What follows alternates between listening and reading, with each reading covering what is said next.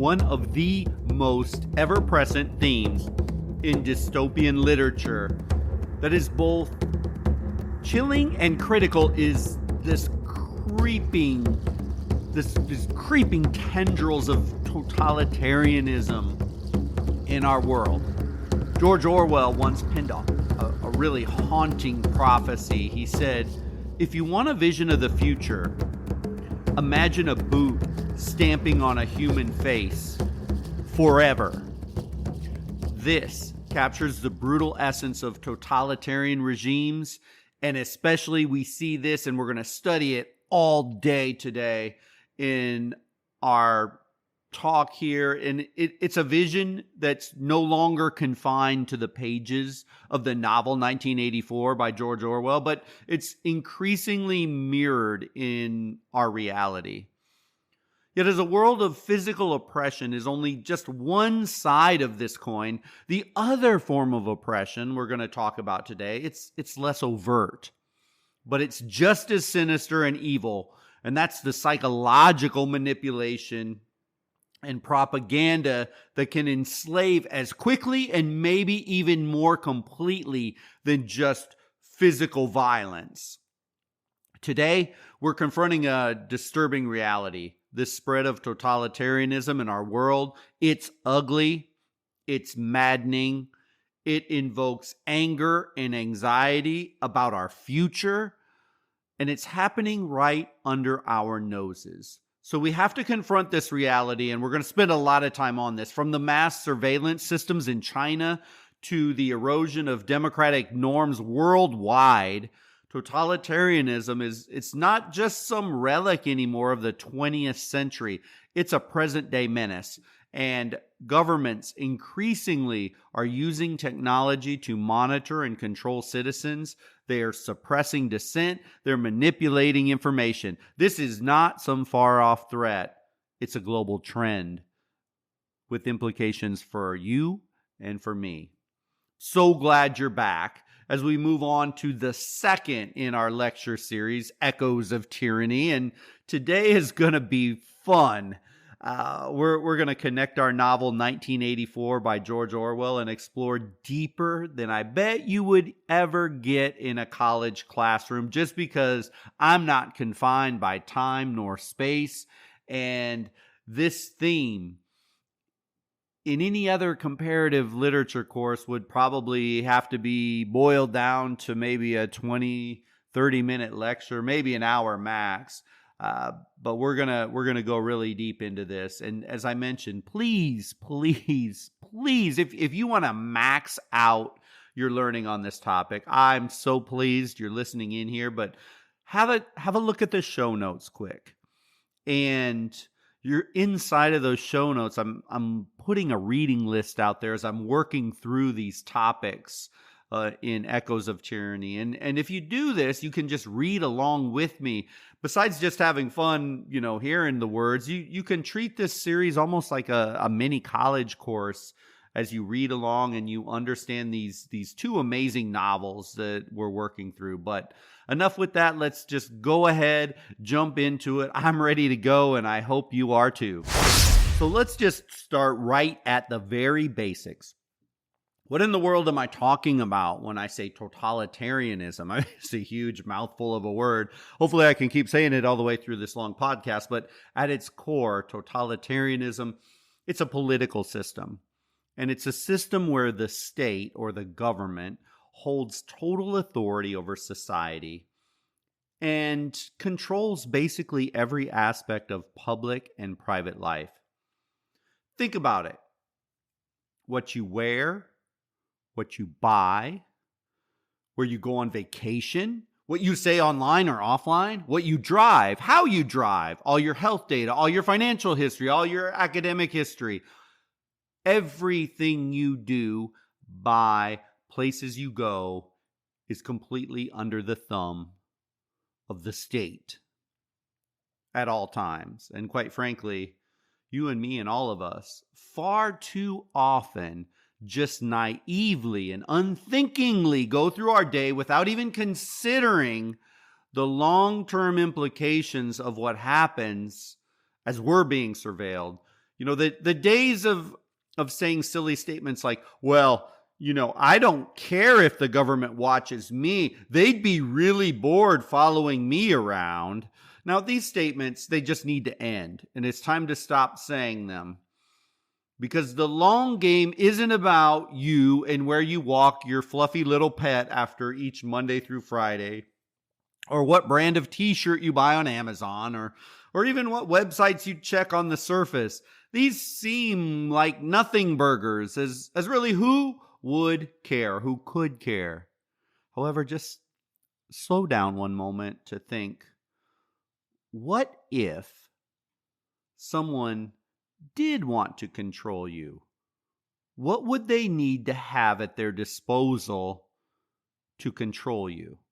If I myself wanted to control your life, it would be extremely helpful for me to know what you do, where you go, what websites you visit, what your financial situation is, what you like, what you dislike, who you prefer politically, what are your stances on A, B, or C.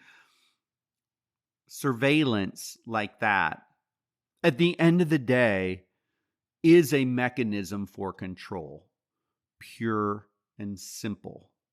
Because if it didn't matter, the government wouldn't care about it either.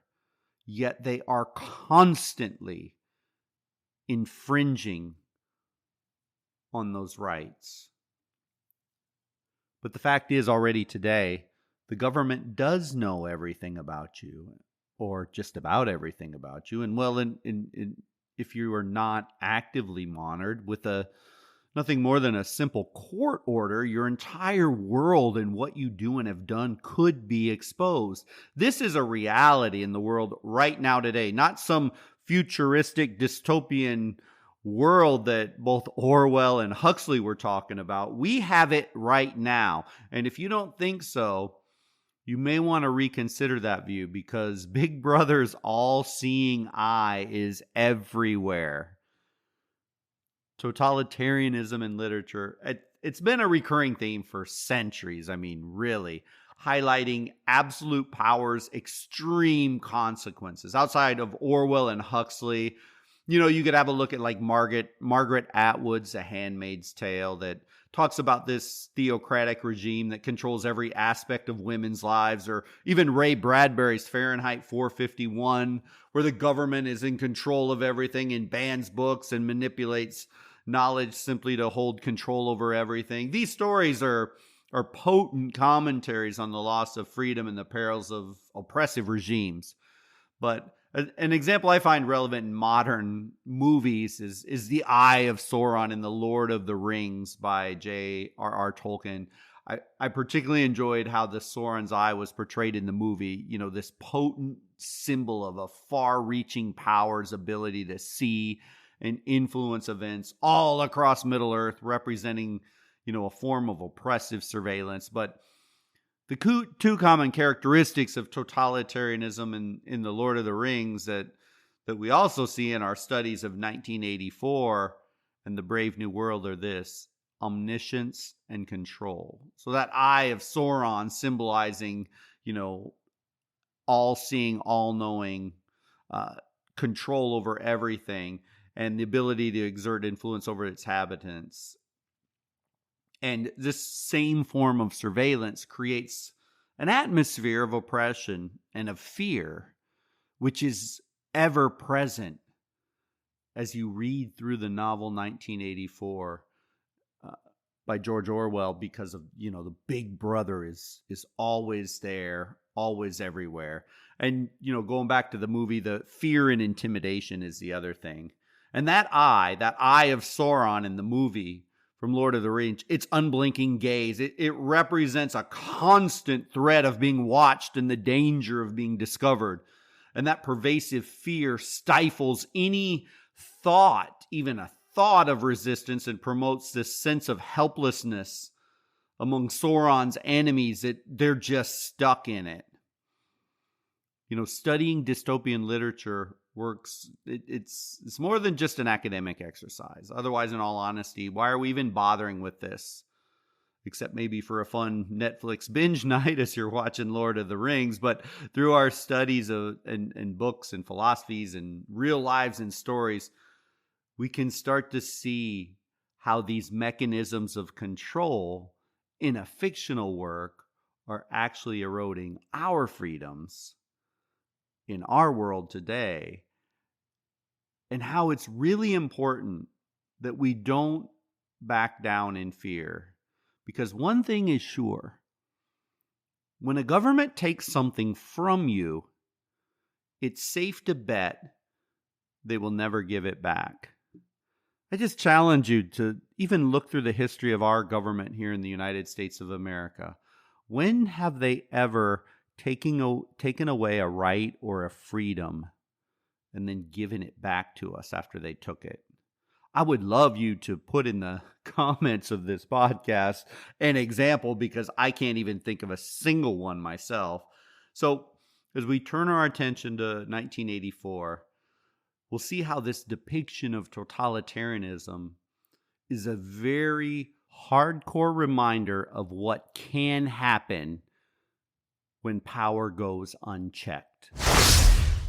Okay, before we get going too deep, let's take just a moment to bring our protagonist from the novel 1984, Winston Smith, to life. This will be fun because it kind of adds a little depth to everything we're talking about. So I want you to do this for me. Just picture a man in his late 30s, maybe early 40s. He's pretty frail. He's got this really ugly varicose ulcer above his right ankle.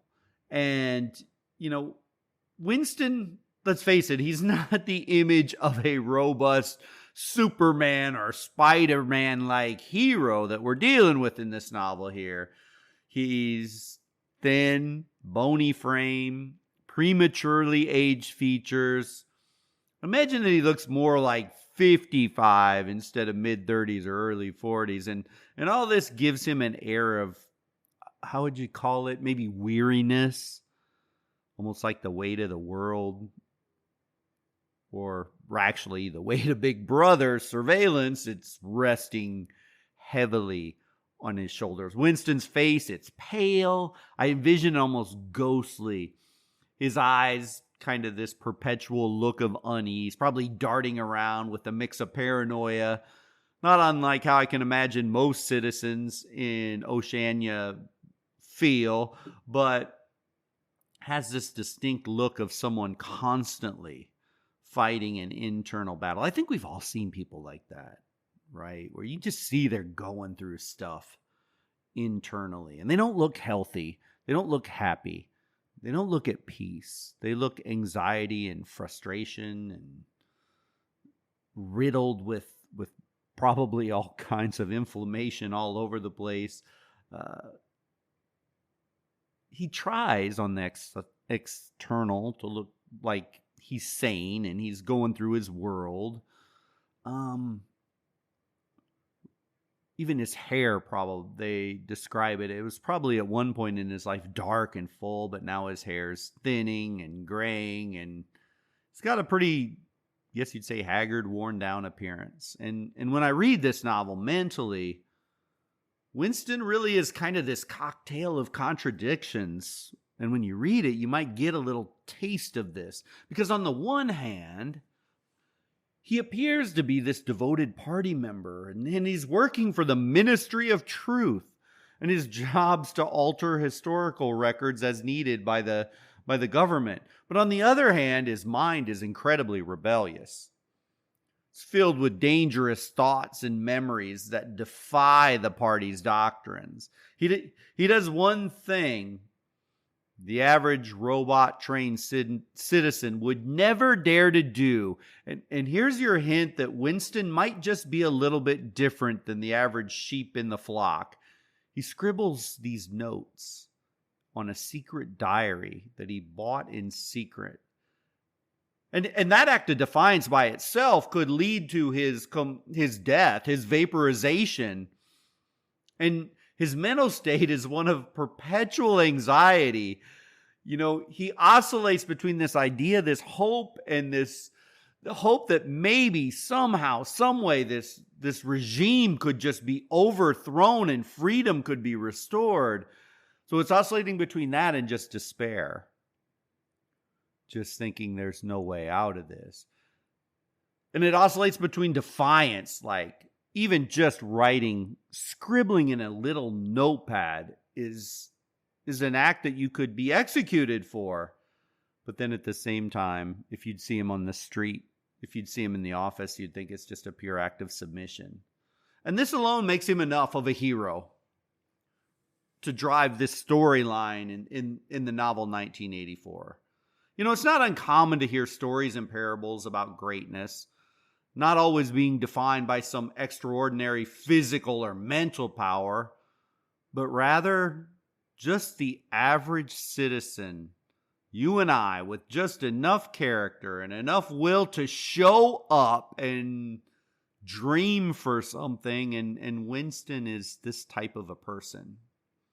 His characteristics are this bizarre blend of the ordinary and the extraordinary. He's not a hero in our traditional sense. And there are no bulging biceps, chiseled jawlines. Instead, he's just every man, every person. He's a reluctant rebel. Prefer probably not to have to do any of this. And he's going up against this all-powerful, omnipotent regime. So his bravery is incredibly subtle, but as you read the novel and he sounds maybe a little pathetic to you, don't buy it. Don't buy it. Because, you know, that bravery requires an overcoming of fear. And yes, true, often his fear overcomes him. Yet this very human fear makes his courage even more profound as we work our way through this novel. And in Winston, Orwell's crafted just a painfully honest character and this very stark reminder of the fragility but still the resilience of the human spirit when they're faced with overwhelming oppression. Still, despite his many weaknesses, he's enough of a hero to appreciate him and to empathize with him and even marvel at his character. So Winston is the character that's going to take us through a world of totalitarianism. You know, totalitarianism, as I mentioned at the beginning of this podcast, is one of the most important themes in Orwell's work. That's why I wanted to take it on so early. And in Oceania, the world where the novel takes place, everything happens for and through the party. The party controls every single aspect of life. So who is this the party? The party. The party is led by this mysterious figure known only as Big Brother. And he exercises total control. This control is not just physical, but extends deeply into the psychological realm. As it is known, thought crime, one of their primary tactics for control, is just a mere act of thinking something contrary to the party's ideology. This gives you a hint at the level of control of the government over the entire population. Not only can't you say the wrong thing, let alone do the wrong thing, but you're not even allowed to think the wrong thing. Now that level of control cuts to the very essence of who you are and who I am as human beings. Thought crime is the most egregious offense that one can commit. And you might be thinking, well, how in the world are they getting into minds? They have something implanted. Well, they deploy various methods to deter and to punish thought crime, from telescreens that are in the house that are watching everybody, to the thought police who monitor facial expressions. I think they're not doing that already now with facial recognition software here all across the globe. Body language for signs of dissent. Just one wrong look or giving one bad vibe could land a person in jail for quote unquote re-education, or even worse, they might find themselves executed. So Winston Smith, this protagonist, he works at a place, and the place he works, ironically, known as the Ministry of Truth, his job is an interesting one. His job is to alter historical records to match the party's current narrative, whatever that narrative might be. Ever heard of a politician or a government having one opinion and then totally flip-flopping on that opinion? Oh, I think even right now in our world today, we can come up with many, many examples of that. But this manipulation of historical records ensures that the party is always seen as infallible and they're omnipotent. Winston, over time, gains more and more awareness of the truth, and his subsequent rebellion against the party's control, working at the Ministry of Truth, this is going to form the core of the novel's plot. So even early in the novel, Winston understands that his life is in a very, very precarious state, and he ruminates about his predicament here, and here's a quote directly from the novel. Thought crime does not entail death. Thought crime is death. Now that he had recognized himself as a dead man, it became important to stay alive as long as possible. The thought police would get him just the same. He had committed, would have committed, even if he had never set pen to paper, the essential crime that contained all others in itself. Thought crime, they called it. Thought crime was not a thing that could be concealed forever. You might dodge successfully for a while, even for years, but sooner or later, they were bound to get you, end quote. So the thought police, they're everywhere. It's an inescapable force, and this amplifies his despair because he knows that he's committing this all the time. He's even committed pen to paper on this. And the notion that thought crime was not a thing that could be concealed forever, it sort of injects a sense of relentless pursuit and this unavoidable capture. This constant surveillance and certainty of eventual punishment create an environment where fear is an ever-present companion, and it stifles any flicker of hope, really. And so the broad implications of this passage extend beyond the individual into the societal level. The party's ability to instill such deep-seated fear and control over thoughts that no one can trust their own mind even, let alone those of others. In this world of suspicion and fear, there is no community. It isn't even uncommon for neighbors, friends, or even family members to rat out one of their own for fear of being complicit in any action. Thought crime is brilliant at eroding the bonds of trust and solidarity that human beings have that might otherwise lead to a collective resistance. The pervasive dread that sooner or later they were bound to get you makes people isolated, paranoid, and with a sense of helplessness.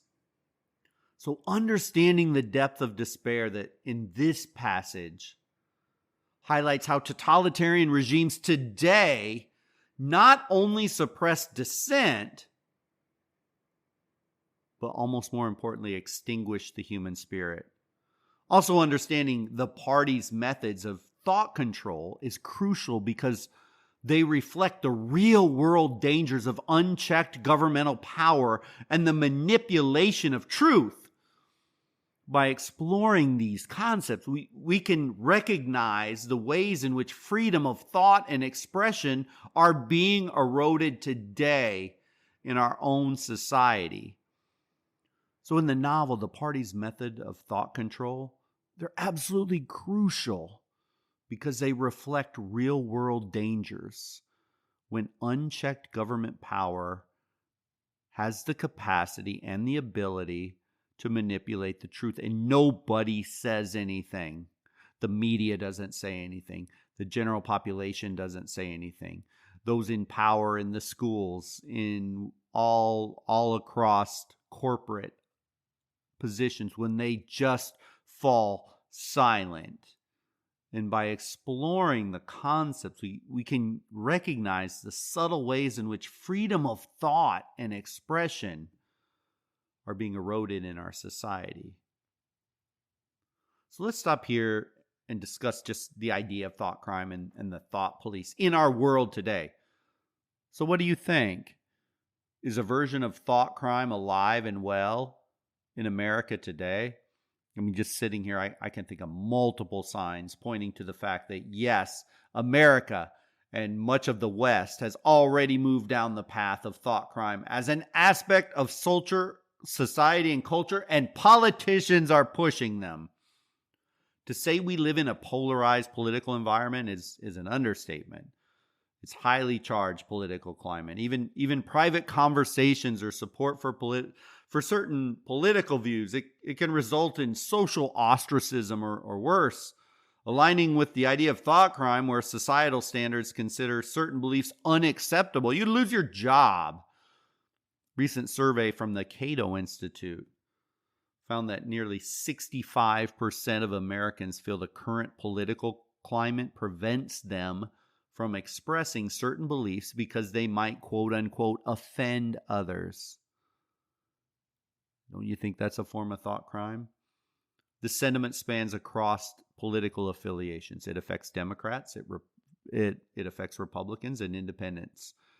This fear of expressing views is also evident in concerns about potential impacts on employment, with a sizable portion of the population worried that their political opinions may jeopardize their job or future job opportunities or career progression. Maybe you, on many occasions, have felt the need to keep your mouth shut on a topic you feel strongly about due to these societal suppressions. That's thought crime right there in action in our world today. Cultural and corporate cancel culture, it's real. We all know this. And our landscape is littered with examples of individuals and companies canceled based on a belief. Censorship on social media platforms and algorithmic manipulations control thought. We have literally even had the CEO of Meta come out and say that the Biden administration, in fact, did tell them to suppress certain ideas on the COVID scare and to amplify other ones.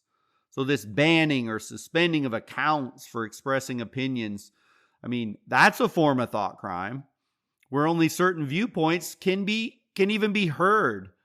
But now, I mean, even the big social platforms they're so sophisticated, and we hear this idea of shadow banning, whereby they can exponentially diminish the reach of one certain opinion and in turn amplify the other one. Because a company will deem something bad or not valid just based on their own position. And that's just what Meta did. And that's not an opinion. You can find that letter written to Congress by Mark Zuckerberg from Meta, that they did in fact shadow ban, that they did in fact amplify government messages. But in general, to take the other side, shadow banning, it's very tricky. And I'm sure it's tricky to pull off and to catch. But it is insidious. It's actually worse than an outright ban. Because if you're outright banned, they just came out of the darkness into the light of day and told you, we are biased. We are not going to allow free speech. We are not going to allow you to say anything. But in a shadow ban, the organization that is doing the banning can say to the public, oh, no, we didn't ban anyone. They're still on the platform. You can search them. You can find them. So they can literally ban someone now without actually banning anyone. And it's a beautiful thing for the ideologically captured media company or the corrupt politicians or a corrupt political party. I mean, it's really nice. It's sort of like, imagine you're playing hide and seek and you're a kid and your friend tells you to go hide. But then he neglects to tell you that no one is actually going to be looking for you. In essence, you're playing the game by yourself. And you'll never be found because nobody else knows to be looking for you. Not a very fun game, is it? Not at least for very long, that's for sure. Well, shadow banning is a bit like that. It's when a social media platform quietly makes a person's post hard to find or invisible to other users without telling the person who created the content or the creator's followers that it's happening. So they keep posting pictures, comments, videos, syncing all their friends and followers. They can see them and they can be found in internet searches. But in reality, their posts are hidden. Nobody knows they're there. They haven't been officially told they're banned. They're just quietly pushed out of sight. An interesting phenomenon happened after the Trump assassination attempt, and Google had to admit to this as well, and you can search that out yourself, that if you typed assassination, when that was probably the most significant event going on at that particular moment in time, if you put that in the Google search bar, it'd put assassination attempt of John Kennedy. It would put in, I think, a Truman. It was putting in all kinds of people, but it wouldn't autofill assassination attempt of Donald Trump. You had to type the whole thing out, hit enter, and then it would show up. That's a form of shadow banning.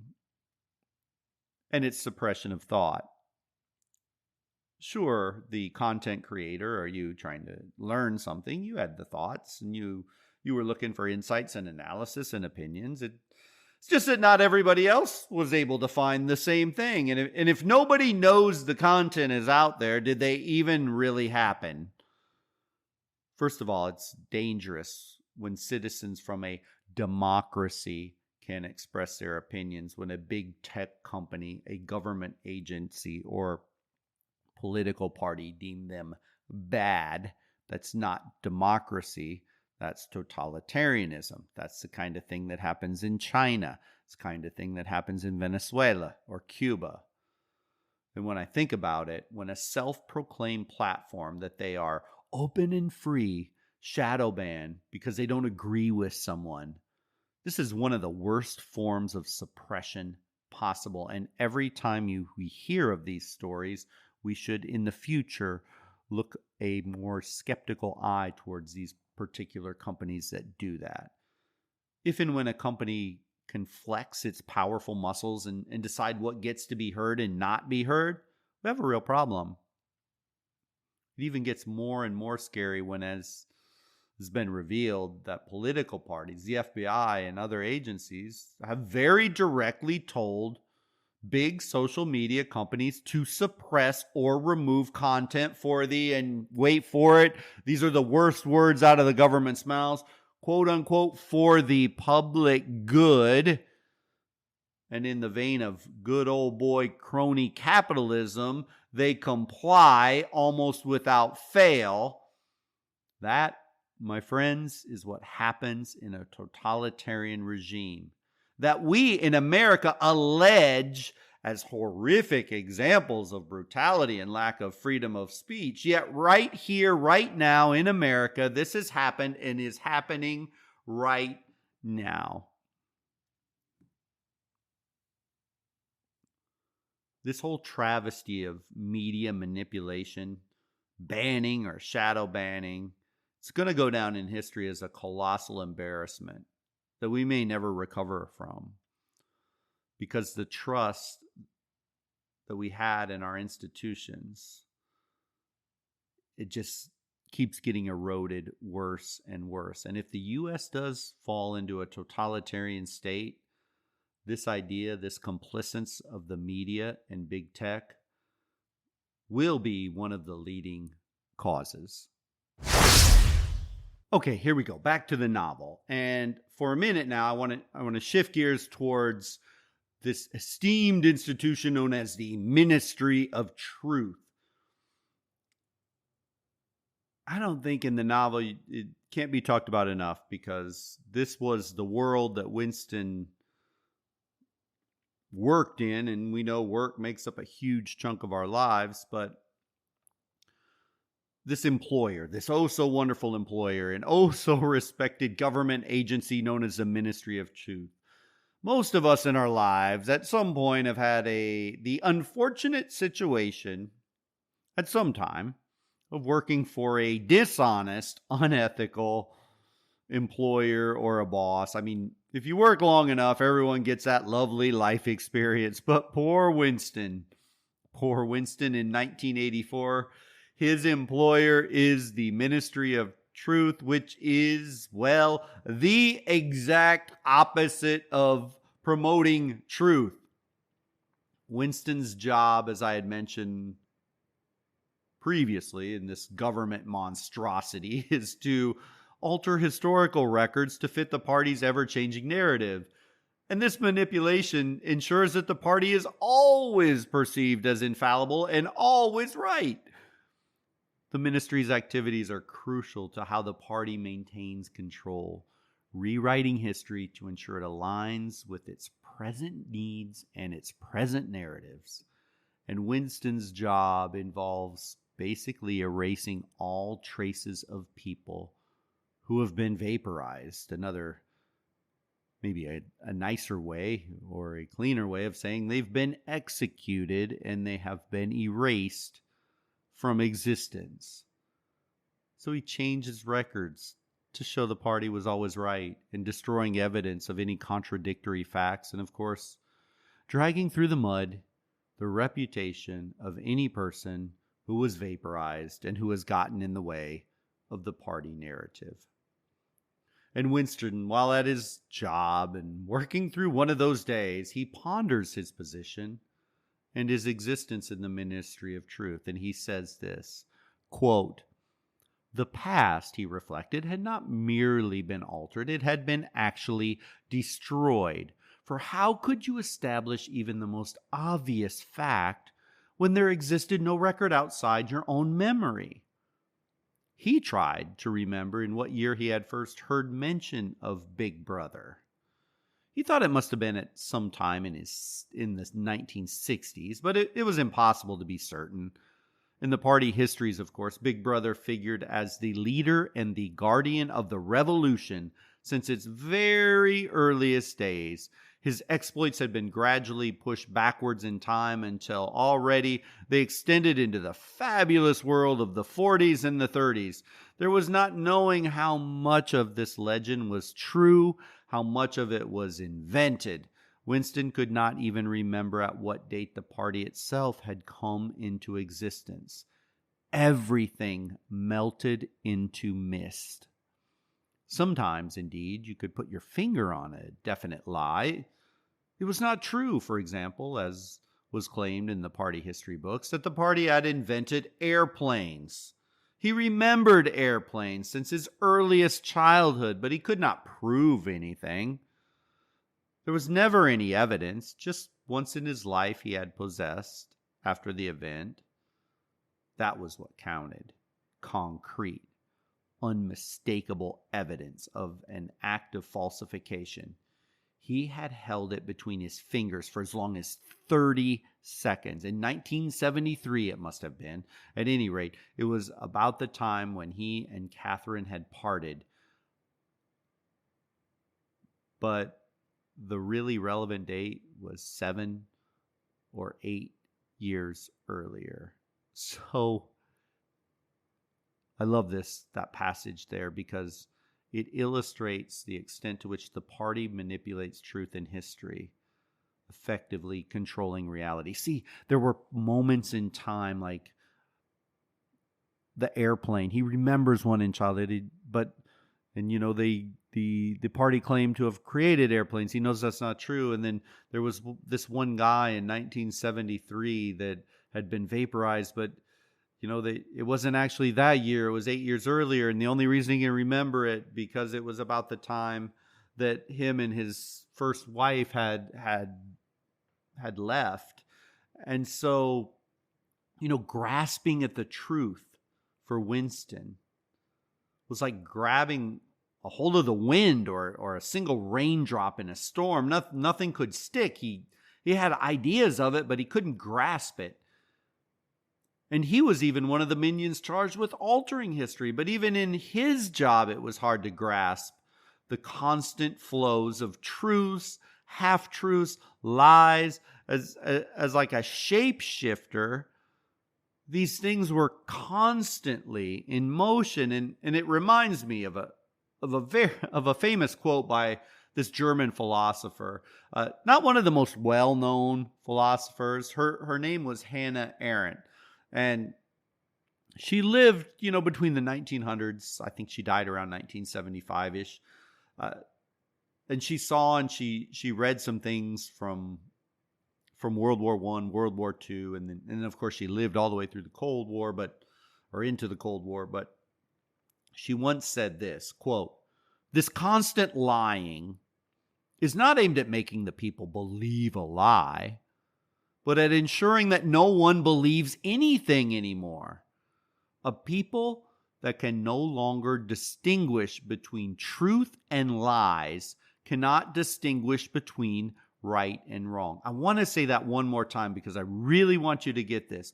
A people that can no longer distinguish between truth and lies cannot distinguish between right and wrong. And such a people, deprived of the power to think and judge without knowing and willing it, completely subjected to the rules of the lies.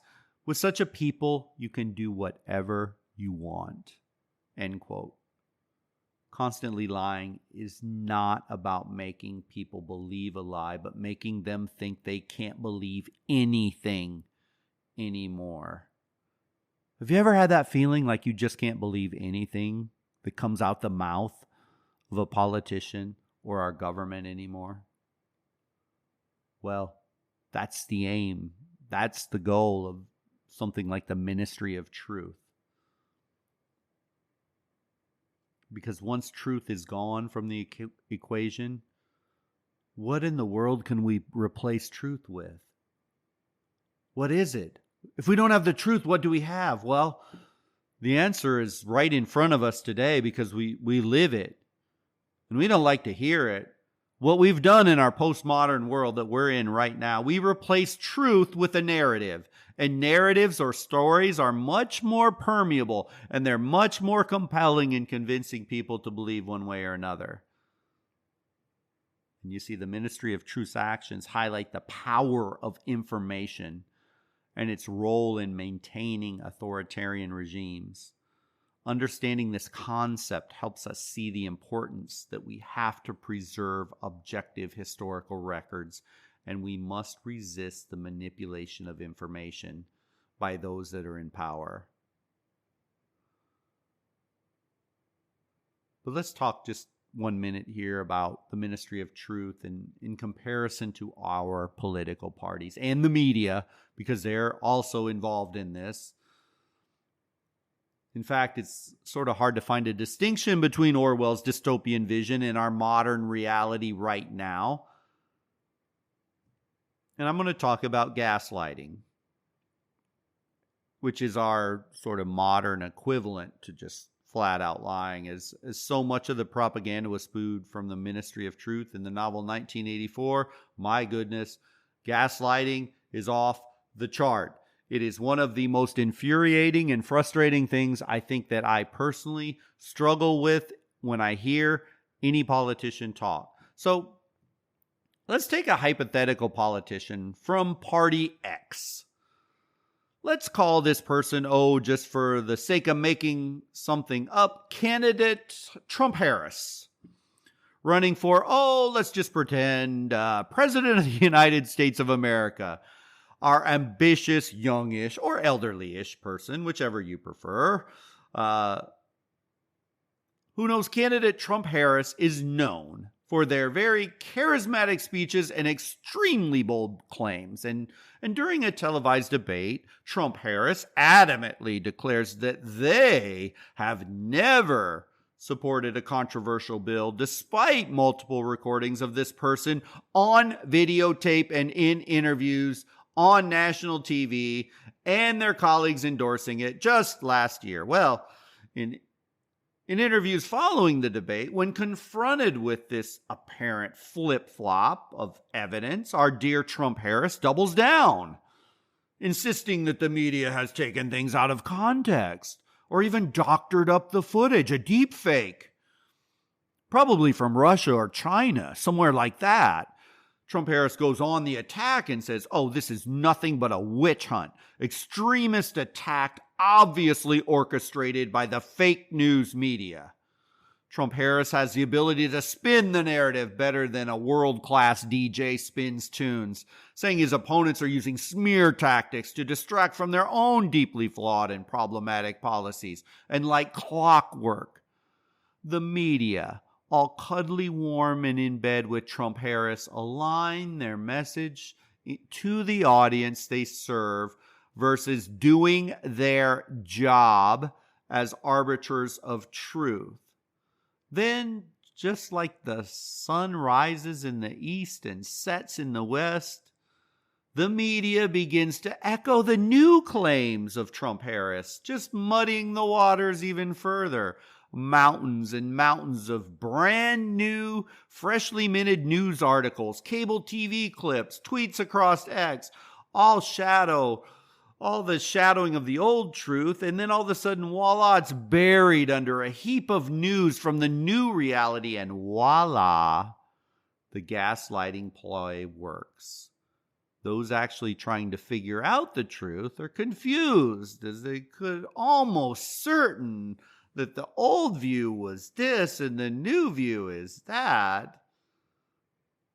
But this brand new Himalaya mountain of data, that the other one was false and this one's new, has replaced it. And this scenario is an example of political gaslighting, where a politician or a party just manipulates information to make people doubt their understanding of events. And it's particularly effective in today's fast-paced media environment because it exploits just a constant flood of information. And quite frankly, you and I, in our public challenge, just to keep on track with all the details. But Trump-Harris loudly and repeatedly insisting on false narratives, it reshapes public perception, making it align more with their current political goals and their current stances, even in the face of obvious contradictory evidence. And this tactic confuses the public, shifts the debate, and steers them in the direction that they want. See, you and I have a problem even more vast and deep than Winston and this dystopian world and the ministry of truth. Because the paradox of our digital age, where almost incomprehensibly vast streams of data are created every second of every day, it is now so easy to develop lies. It's actually easier to develop lies than it is to spread the truth. Our politicians know it. The media knows it. And they are unabashedly and unashamedly liars. And they change their story without even blinking an eye. Because they know something that we just have not fully grasped yet, you and I, and the general public. That there is no way the average person living their average life has the time, energy, or interest to go blow for blow with the Trump-Harrises of the world, their armies of media, and hold them accountable. So they are gaslighting us at extreme levels, at a level I know I've never seen in my entire life. I think another quote that fits in perfectly with this topic is Winston when he says, Who controls the past controls the future. Who controls the present controls the past, which is a sad, sad statement, but it seems to be so true. We can all understand what he's telling us. Whoever is in charge of what we remember about the past, like a history book, cable TV network, media outlet, also gets to shape what's going to happen in the future. And if you can decide what the history books or recent past says, you can influence people's thoughts and actions in the present. Now, the twist is that the person who controls the present, like being the referee in a political game today, gets to decide what goes on in the sources of history. So if you're a referee today, you can change the rules about what happened yesterday, which can change what everyone thinks will happen today. It's all a power play. Control the story, control the game. This is gaslighting. And for me, maybe this is just me. It's just the most infuriating thing about our modern political world.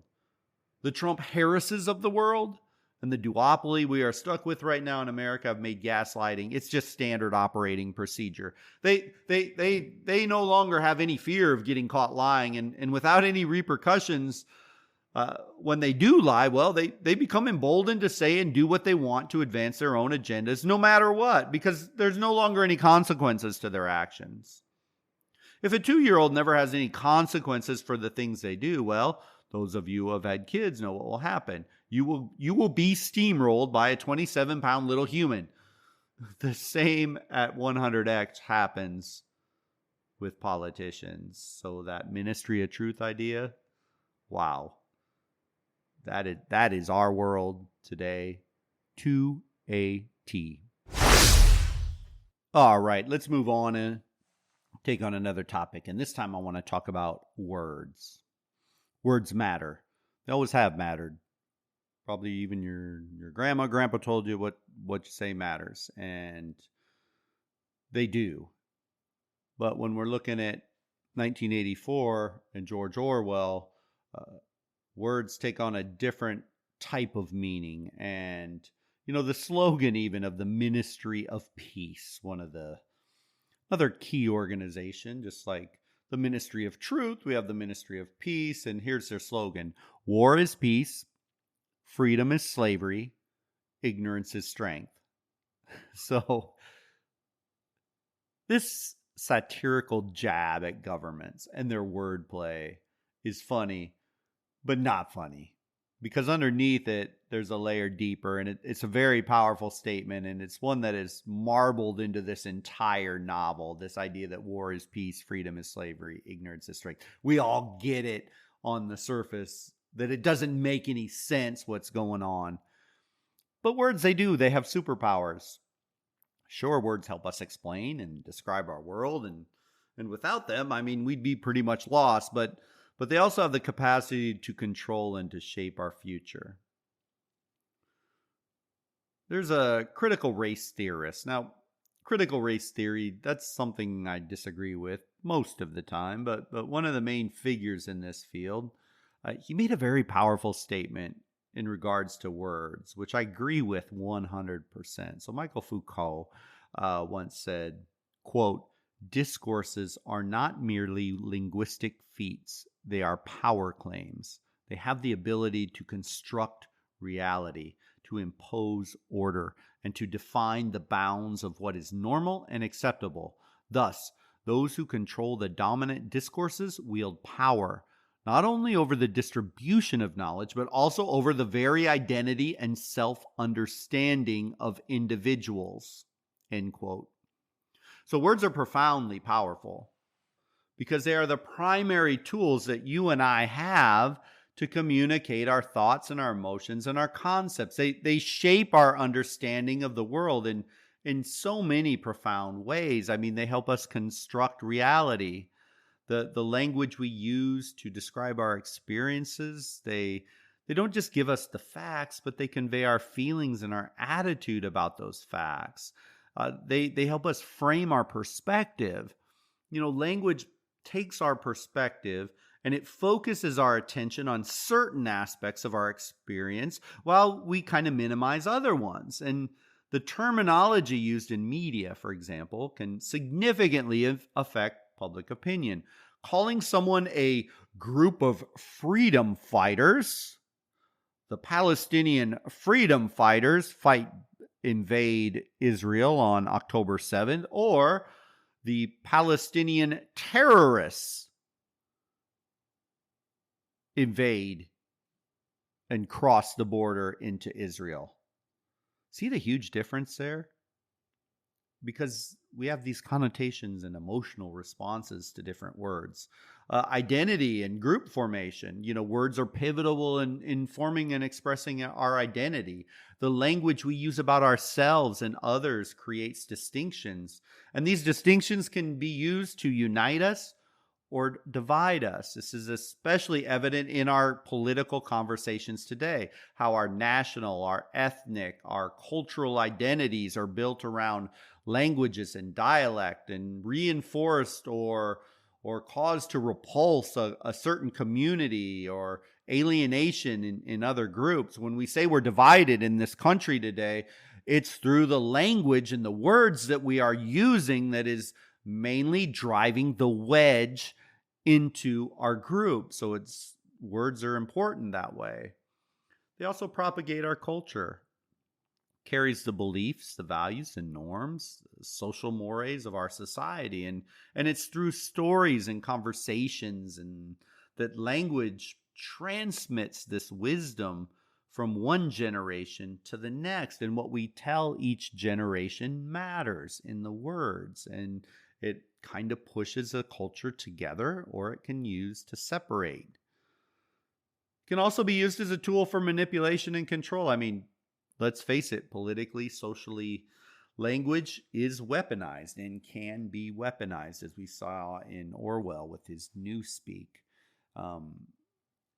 Cognitive development. I mean, even from a psychological perspective, language development is crucial to cognitive development. That the words that our children learn, how they learn, influence their cognitive structures. I mean, kids who read and expand their vocabulary early tend to be more successful in higher level jobs over the long run. Now, this cognitive development, when we get to the novel Brave New World, we're going to dive deep into that. So I'm going to kind of save that one for now. But cognitive development, emotional impact.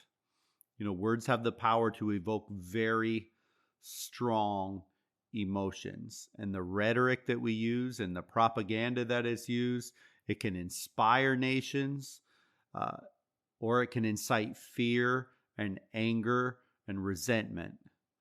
So in essence, words, they don't just merely reflect our perception of reality. They have the active power to mold our reality. Any of you that have ever had an amazing coach or a teacher in your lives, the words that they used with you can inspire you to higher levels. Or some of you maybe have had a situation where either a parent, a teacher, a coach spoke down to you and said you were never going to be anything. You're never going to amount to anything.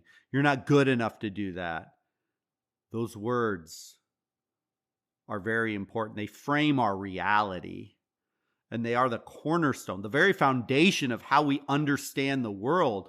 And so, we see it time and time again that the manipulation of words by politicians or the media to frame the real life, something real that's going on, it's an important thing. Here are some examples of how politicians have framed words. In one instance, they're kind of funny, but they're also terrifying at the same time. I'm just going to grab just a few of them, 3 of them, in fact, and how the words are actually the opposite of what they did. The Patriot Act. Do you remember that after 9/11, George W. Bush and the Patriot Act? It was initially intended to enhance national security. And we were told we need to do this because we need to be able to keep you safe from terrorism. Well, just as a fact, the Patriot Act has never, ever done anything to prevent any terrorist attack. But what it did do, it might be one of the greatest infringements on average American freedoms that we have ever seen in our entire life. Civil liberties were thrown to the side by allowing extensive government surveillance and data collection on American citizens, which just might be one of the most unpatriotic things that has ever been done to us in this country. Here's another fun one. Really recent history. The Inflation Reduction Act by President Biden, it's about a year, now it's been over a year or so, inflation was spiking hard. I mean, some of the highest inflation we'd seen in the United States in 40 plus years. So we get the Inflation Reduction Act. Now, assuming just by the title, this should be something to bring down inflation, but despite its name suggesting a decrease in inflation, critics argue that the act's significant spending measures and its focus on things like climate initiatives led to prolonged and painful inflation on everyday goods and services, crushing people on a fixed income and the lower income class, especially who are really hard hit by inflation, rather than reducing inflation overall. And then the third one, the Affordable Care Act by Barack Obama, also known as Obamacare. Critics have argued that the ACA led to increased health insurance premiums. I can say that since the Affordable Care Act came into play, my insurance has never gotten lower, and every year the cost continues to get higher. And I think you would be hard to find anyone with insurance who has seen their insurance become more affordable over the past 10 to 15 years. But those are just three examples. In our world, I think it's the key thing for us when it comes to words, just like in the novel, is we need to be hyper vigilant when we listen. Not just hearing the words that come out of their mouths or in print media. Make no mistake, though, the words they choose and when they use them, they're not by accident. Nor are they just coming off the cuff most of the time. So we need to have our ears perked up and our eyes wide open when we listen to the words to try and dig deeper than the superficial, because politicians and our government want us to stay incredibly superficial. So I led our conversation today talking about surveillance, and because I think it's just so vitally important. I talked a lot about it, but Big Brother is the face of the party in 1984, and Big Brother symbolizes the ever-present surveillance and authoritarian control over all the citizens, and the constant reminder that Big Brother is watching you. I mean, it's everywhere. It's on the street corners. It's on the teleprompters. It's everywhere, and it creates this pervasive atmosphere of fear and obedience. There are telescreens in every home and public place that broadcast propaganda and monitor every movement and sound, ensuring that no one can escape the party's watchful eyes, even in their own houses. They're watched and they're heard at all times. Privacy, freedom, very concept of home is completely obliterated because, yeah, Big Brother's in your home, and he's in your home all the time. And Winston experiences this surveillance firsthand, knowing that any deviation from the norm, any sign of dissent, it's going to be detected and it's going to be punished. The paranoia induced by this constant surveillance, I mean, it's a crucial tool the party uses to maintain control. We need to be aware of this. Paranoia and fear, these are very potent emotions, and they significantly impact our lives, almost always negatively. And here's why they're considered so dangerous to your personal life and such a potent weapon. Number one, paranoia, fear, they distort our reality. when we're afraid or we're paranoid, heck, we can see things, we can see threats that when there actually aren't any. And this leads us to irrational decisions or actions. And this altered state make interacting rationally just with the world very challenging. Physical health effects. I mean, wow, chronic fear, chronic paranoia lead to all kinds of inflammation, which can lead to heart disease, high blood pressure, weakened immune system, and that constant stress response triggered by these emotions harm the body over time. And we definitely see this with our character, Winston, who, although he's in his mid to late 30s, early 40s, he looks like he's probably 50-some. He's got big ulcer on his leg. I mean, the physical effects of this are terrible. The mental health issues, wow. I mean, having those things, they can definitely lead to anxiety disorders and depression, obsessive compulsive disorders. This cycle where paranoia breeds more intense mental health challenges, which in turn feed back into greater paranoia. Terrible health issues, social withdrawal, fear and paranoia. Think of times when you've been in a state of fear and paranoia. I mean, did that make you want to interact with all kinds of people, expand your social circles? Of course not. It leads you to protect yourself from these perceived threats. And it's isolating and it's lonely and it deteriorates your social skills, affects your mental health and your quality of life. Big Brother needs people completely focused on the state. So that social withdrawal is perfect for them. You know, paranoia and fear, they lead to just bad decision making. It's hard to think clearly, effectively, rationally when you're in a state of fear and paranoia. Erosion of trust. I mean, goodness gracious. If you're fearful or paranoid, do you trust your institutions? Do you trust other people in your personal life when you have fear or paranoia? I mean, no, of course not. And Orwell described what this surveillance life, what this does to the people and what it's like. So he says this, quote, "The telescreen received and transmitted simultaneously any sound that Winston made above the level of a very low whisper would be picked up by it. Moreover, so long as he remained within the field of vision, which the metal plaque commanded, he could be seen as well as heard.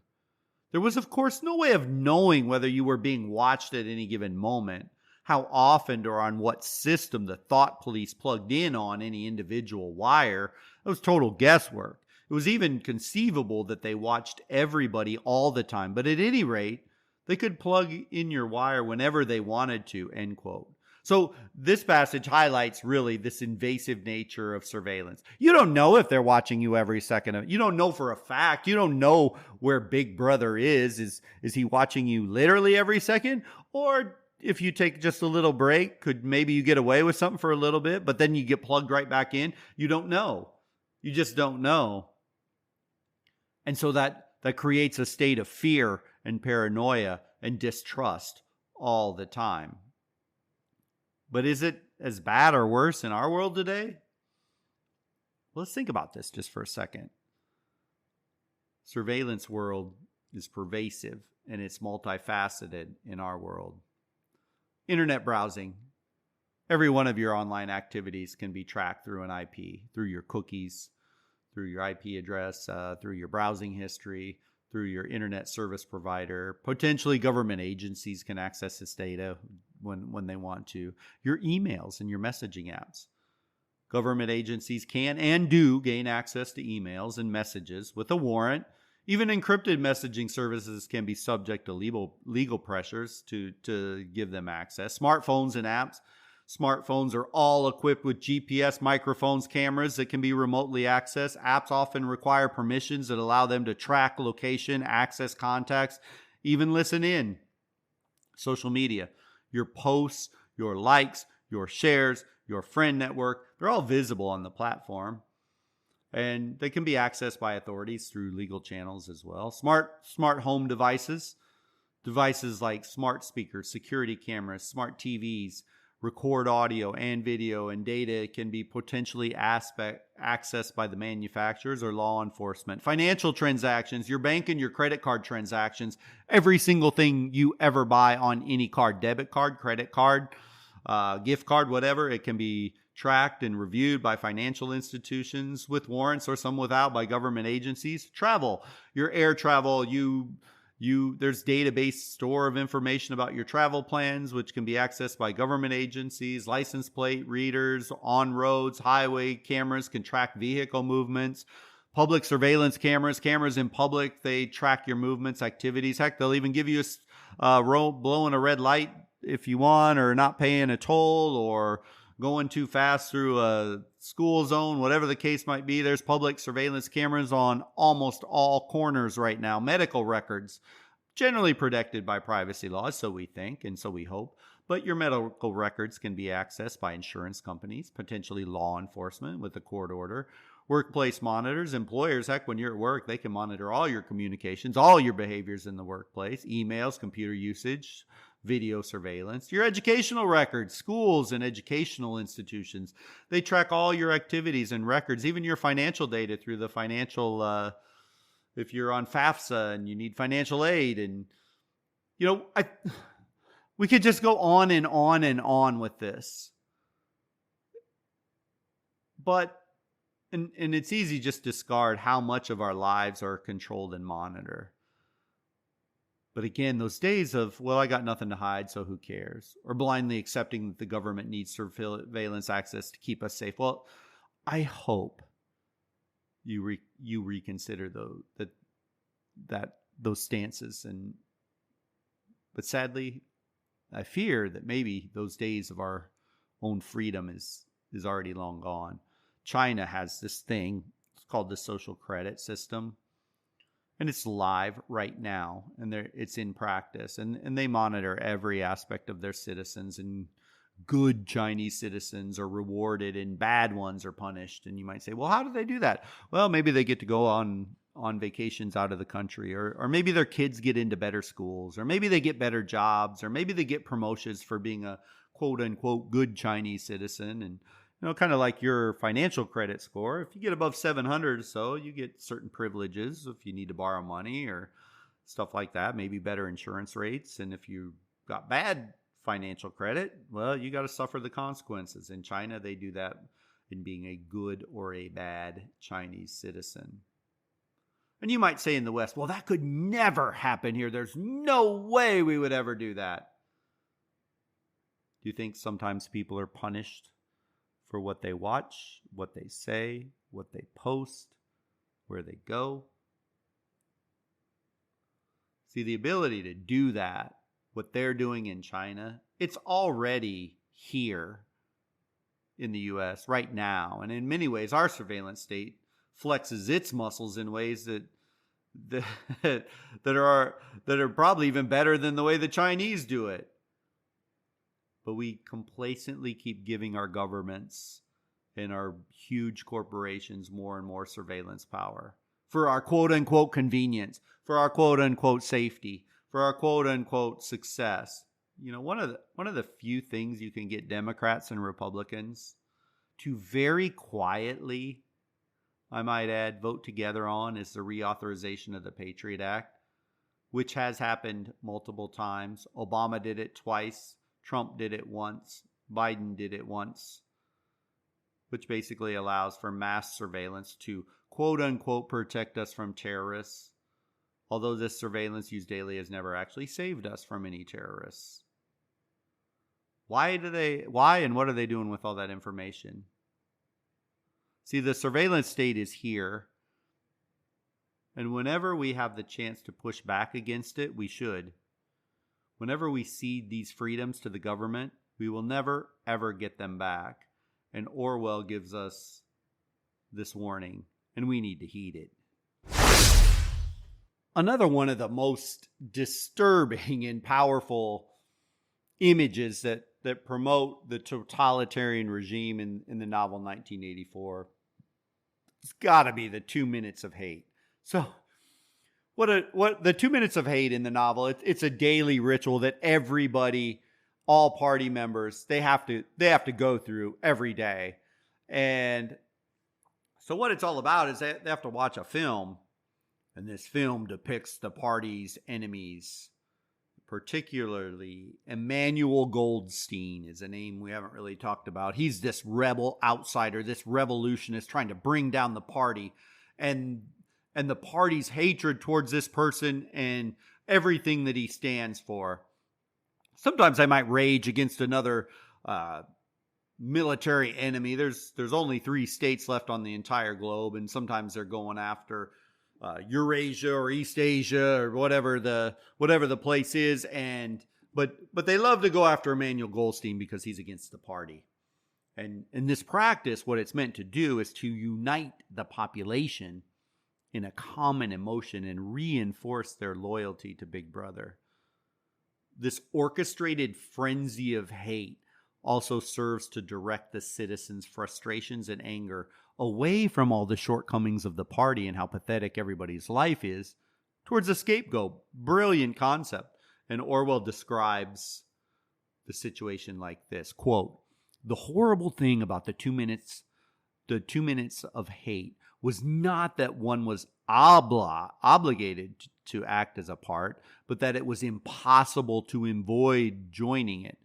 Within 30 seconds, any pretense was unnecessary. A hideous ecstasy of fear and vindictiveness, a desire to kill, to torture, to smash faces in with a sledgehammer seemed to flow through the whole group of people like an electric current, turning one even against one's will into a grimacing, screaming lunatic," end quote.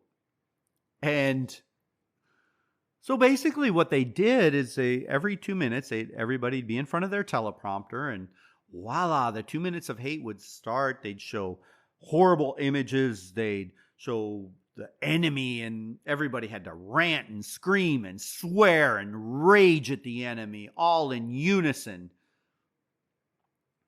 That ideological hatred, very potent in political power for many reasons, and influencing both the control over the population and stability of the ruling entity. And I want to talk about why it's so effective. But before we get there, 2 minutes of hate, could it be argued that both liberal media, cable news with those talking bobbleheads there, it's a form of the 2 minutes of hate, right? You get one piece of you get one opinion that is completely amplified, and they mock, deride, yell, scream, make fun of anybody who's from the opposite side. Do you ever see that on cable TV?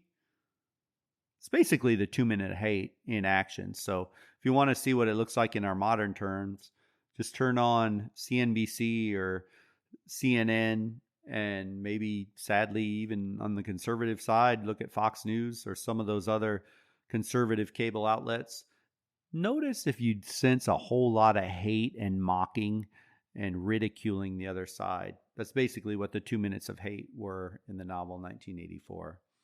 But why ideological hatred is so effective and why we see it over and over again. Because, most people will say, I'm so sick of the division. I don't want the division. I wish people would stop trying to paint us all into a box. Well, it works, though. And this is why politicians and the media do it. Unity against a common cause. See, if you can get a common enemy, and it doesn't need to be real, it could just be fabricated. This unification distracts from any internal problems. It's a blame game. You can blame somebody else for all the problems, and it unites the other side against the other one. And for a politician, creating fear. How many times do you hear a politician say, if you don't elect me, the United States of America is going to end. If you don't elect me, democracy itself is over. Fear. And it works. Number 2, another reason, justification for authoritarian measures. Politicians will justify increasing their power and restricting freedoms by presenting the steps that are necessary to protect them from the hated, evil, awful other person. They will use it as a means to seize power. The third one is just diversion from from the real issues. If you can channel attention and emotion toward your enemy and blame them for the failures, blame them for the corruptions, call them racist, sexist, misogynists, whatever you want to call them, Nazis, in any term you want to throw at them. But if you can divert attention from your own failures towards somebody else, you win, or you have the potential to win. Cultivating loyalty. I mean, the tribal mentality has been talked about more and more in our postmodern world. And, a 2 minutes of hate, or constantly listening to one cable news network, or just listening to one side of the argument on social media over and over and over again, it reinforces this purity of thought, and the other side being ignorant and stupid and dumb. And how often do you hear that? And let's be honest, you and I both, have you done that? You call the other side dumb, stupid, ignorant because they don't agree with you? If you've done that, they've captured you at least a little bit. But that doesn't mean you can't break it, but that cultivation of loyalty is powerful. And, the moral high ground. I'm on the moral superior side. I'm the one that is going to save you, and I'm the legitimate one, and I'm the one that you need to trust. And so throwing out hateful messages at your opponent will do that all the time. And we know how they implement these things. They do it through propaganda, whether it be media or public messaging. They do it through education and indoctrination. Sadly, there's certain education systems and there's that vilify ideas and groups over the long run. Scapegoating, blame your enemy for something else. Legislation, laws can be enacted that criminalize certain ideologies or expressions, and they suppress opposition or suppress free speech. Symbolic confrontation, demonstrations, trials, campaigns against political enemies. Those are all of these things kind of foster that ideological hatred. And it's very effective, not because it resolves any actual issue, but because it manipulates emotions and perceptions to solidify and expand political power. None of this solves any core problems, except it keeps one group in power and keeps another one out of it. And it's so dangerous because it leverages basic human instincts like fear and anger, the need to belong, to just have a foundation. And this strategy has been used across many regimes over many historical periods. And it demonstrates this enduring relevance and danger that happens when we let anger and like a 2 minute of hate mentality seep into our lives. So I think it's time to wrap this thing up. Exploring the shadows of totalitarianism in Orwell's 1984. And hopefully you can now see these alarming parallels with our contemporary American life. They're everywhere. And whether it would be surveillance, proliferation, that manipulation of truth with the doublethink, with the erosion of privacy and personal freedom, the weaponization of fear, the polarization and ideological enforcement of things. These are real. And, as we delve into these themes, it becomes more and more clear that Orwell's 1984, it's not just a relic of the Cold War literature, but it's a modern reflection of our own times. that insidious creep of totalitarianism elements into our democratic societies in the United States, in Europe, all across the West. It should be a strong and powerful warning of this delicate balance that democracies have between security and freedom. And each step on this path, sadly for us, it seems to be mirroring the dark corridors of Winston's world. And we need to be diligent, because once you fall too far down, you can't get back up.